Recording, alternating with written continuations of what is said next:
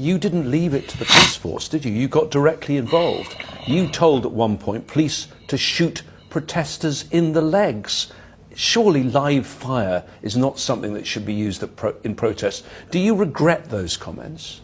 I don't regret those comments at all, because the law allows the police to use force when other people's lives are in danger. Surely there are ways of doing that without using live ammunition. That is according to you. I think the police know what they need to do. And the police, by the way, understand that it is within their purview. That is why when I came into office, I ensured that the police was independent. The police carried out their responsibilities independently. Well, you say independent. You're telling the police to shoot protesters in the legs. That sounds like you're ordering the police. No, there is nowhere in the law that allows me to order the police.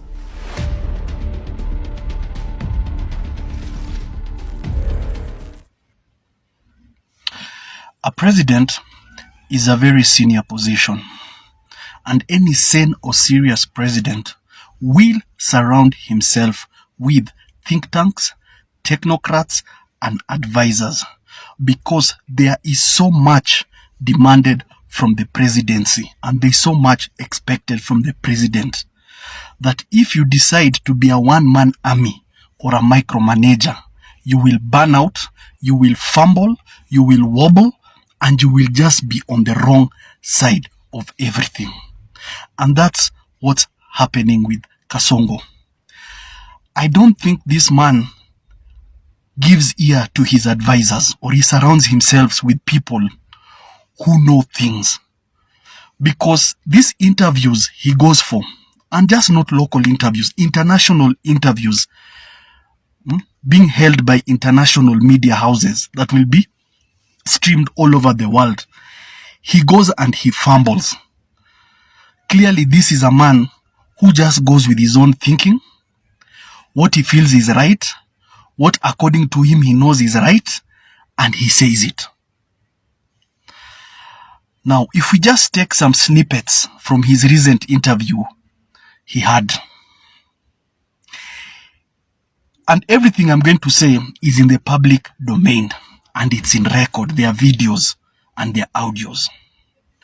If we remember very well, in May 2025, Kasongo stood before the entire nation and said that all abductees have been released and have been reunited with their families.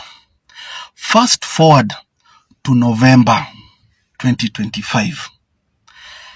Kasongo says, directly looking into the camera and knowing that he's being watched all over the world, he says that his government has never abducted nor killed anybody since 2022.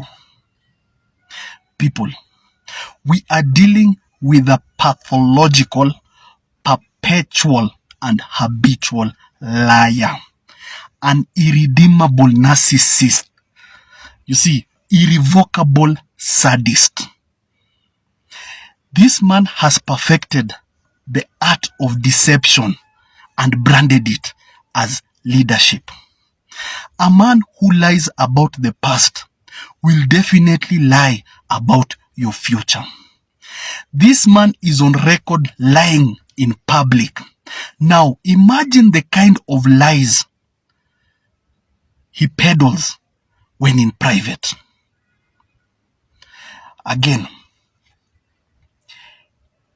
such words coming from a president that he does not regret saying that he ordered protesters to be shot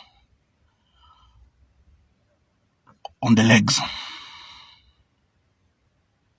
It's very sad when such words are spewed from the highest office in the land. That's legitimizing state brutality and silencing dissent.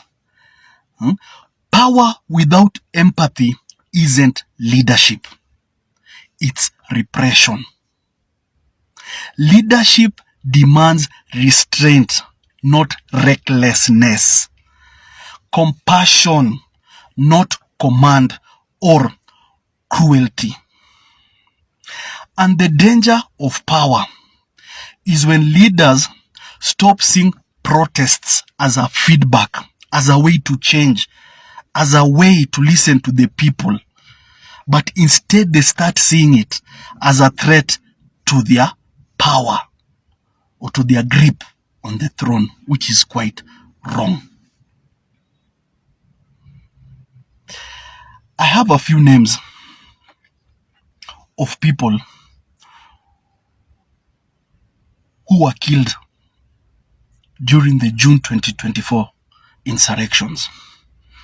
And these were peaceful protesters exercising their constitutional right of freedom of assembling and freedom of picketing. And the postmortems done clearly indicated they died from gunshot wounds from the chest, stomach, and head.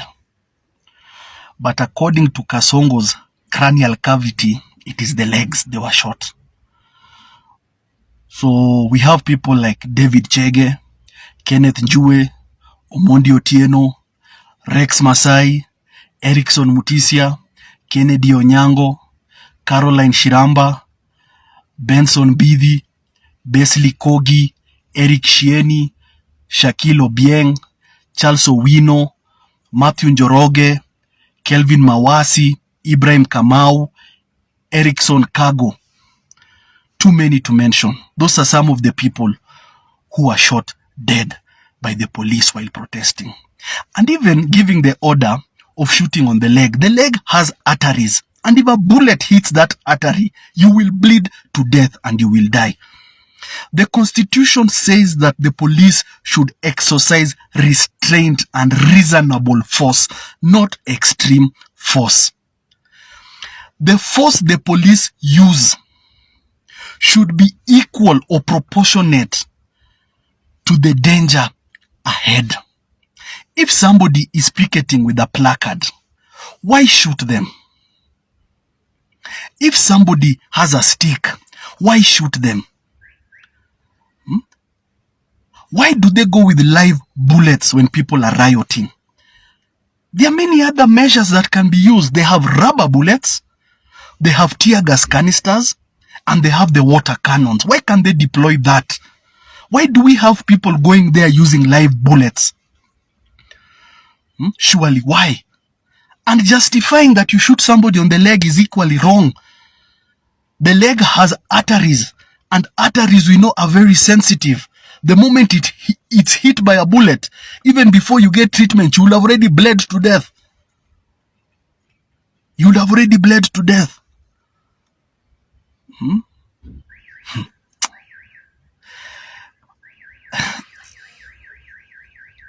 2027 looks very far, and at this rate, we are dealing with somebody I think who has some mental incapacitation. How you get trapped in your lies and how you manage to sleep knowing that you've lied baffles me. It's just mind-boggling. This man has lied from day one to date. It is just lie after lie after lie after lie, and he will not even bat an eyelid or even blink. Well, tough times. Tough times. Mr. President, His Excellency William Ruto amejaribu sana kwa kutoa watu chini anawaleta juu. Watu wagani ametoa chini akiwaleta juu? Easy empowerment uliona ya State House juzi, vijana walitokea online wakasema hakuna hata pikipiki walipatiwa. Hakuna ati kutoa watu chini kuwaleta juu. Yeye kwanza aliruka alisema ni bottom up. Wewe unaona bottom up mahali. Hebu angalia saa hii kwa tuna job. Angalia vile tumekaa. Wakati ya current regime tulikuwa job 24/7. Umsi hakuna kitu amefanyia watu. Hapa hakuna kudanganyana. Empowerment ya State House uliona. Watu wanaenda wanapatiwa pikipiki, unapigwa picha, ukitoka hakuna pikipiki. Si uliona hiyo story? The next day ati wanathreateniwa. Iko hivyo. So nini ungependa government change? Hii government tutaki change, tunataka iondoke. Hii hakuna kuchange. Hii ni iondoke. One time. Hii hata tutaki change, juu yezi change, ni kitu yezi change. Iko hivyo. Mido nacheza mdhamini si nakaona dai moshi tazivuta vuta. Limit ya fuliza imeongezeka nikoma. Neza shika jag na kanudu sie. Nacheza kiroro. Neza fika soko. Turirime mdagi meditation naki. Shusha kibandaski cha podonde neza. Rada nama vuta izoma.